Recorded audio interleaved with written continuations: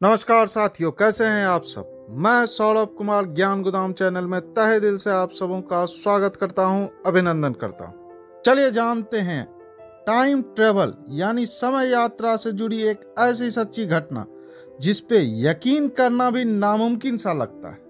यह कहानी एक ऐसी फ्लाइट यानी हवाई जहाज की कहानी है जो उड़ा और उड़ने के बाद लैंड किया पूरे 37 साल बाद। जी हाँ दोस्तों, मैं बात करने जा रहा हूँ रहस्यमय विमान मिस्टेरियस फ्लाइट 914 की। आगे बढ़ने से पहले तमाम दर्शकों से नम्र निवेदन है कि हमारे चैनल को अवश्य सब्सक्राइब कर लें और वीडियो को लाइक शेयर करना कतई ना भूलें ताकि इसी तरह की जानकारियां मैं आप तक लाता रहूं। यह घटना है आज से करीब 68 साल पहले की। मीडिया रिपोर्ट की माने तो फ्लाइट 914 जो 2 जुलाई 1955 को अमेरिका के न्यूयॉर्क शहर से मायामी के लिए उड़ान भरी। मायामी दक्षिण पूर्व फ्लोरिडा में अटलांटिक तट पर स्थित एक प्रमुख शहर है। फ्लाइट 914 में उस वक्त कुल 57 यानी 57 यात्री सवार थे।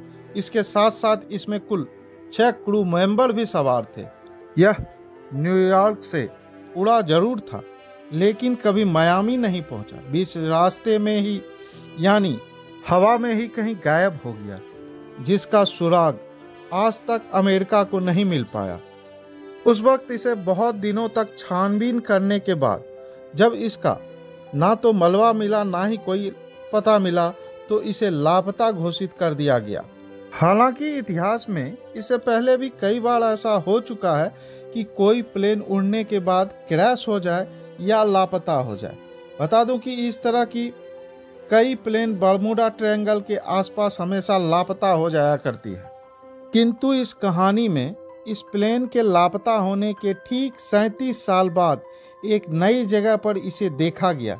जी हाँ दोस्तों, फ्लाइट 914 जो 2 जुलाई 1955 को उड़ी तो थी, वह पुनः 21 मई 1992 को वेनेजुएला के हवाई अड्डे पर लैंड हुई।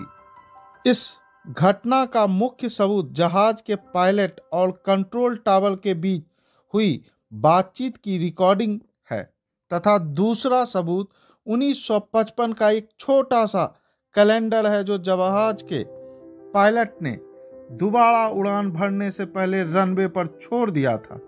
कंट्रोल टावर के कर्मचारियों का कहना था कि उन्होंने इस घटना को अपनी आंखों से देखा था। कर्मचारियों का कहना था कि वह प्लेन कुछ अजीब और अलौकिक था जो बहुत पुराने मॉडल का लग रहा था। आश्चर्य की बात यह है कि यह प्लेन रडार स्क्रीन पर भी नहीं दिख रहा था। जहाज के रनवे पर उतरने से पहले पायलट और कंट्रोल रूम के कर्मचारियों के बीच रेडियो कम्युनिकेशन द्वारा बातचीत हुई। जब कंट्रोल रूम के कर्मचारियों ने पायलट से उसका नाम पूछा तो उसने जवाब दिया कि हम कहाँ हैं। उसकी आवाज़ में घबराहट और परेशानी का पता साफ साफ लग रहा था।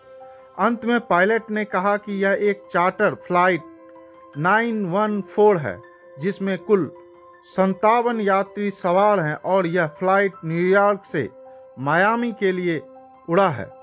पायलट की यह बात सुनकर कुछ समय के लिए कंट्रोल रूम में सन्नाटा छा गया, क्योंकि फ्लाइट 914 का डेस्टिनेशन पॉइंट मायामी से लगभग 1800 किलोमीटर दूर था।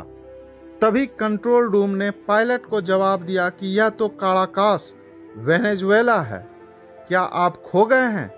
पायलट की तरफ से कोई जवाब नहीं मिलने पर कंट्रोल रूम ने मुसीबत में जानकर जहाज को रनवे पर उतरने की अनुमति दे दी और जहाज सफलतापूर्वक रनवे पर उतर भी गया। जैसे ही कंट्रोल रूम को लगा कि अब स्थिति नियंत्रण में है तो उन्होंने पायलट की आवाज़ सुनी जो अपने साथी पायलट से कह रहा था कि देखो ये क्या अजीब सी चीज़ है, जैसे उन्हें एयरपोर्ट पर खड़े जेट प्लेन को कभी देखा ना हो और हैरानी हुई हो। पायलट ने बताया कि यह फ्लाइट 1955 में मायामी के इंटरनेशनल एयरपोर्ट पर सुबह 9:55 पर लैंड होनी थी। तभी उन्होंने पायलट को बताया कि यह काराकास वेनेजुएला का इंटरनेशनल एयरपोर्ट है। और आज 21 मई 1992 है।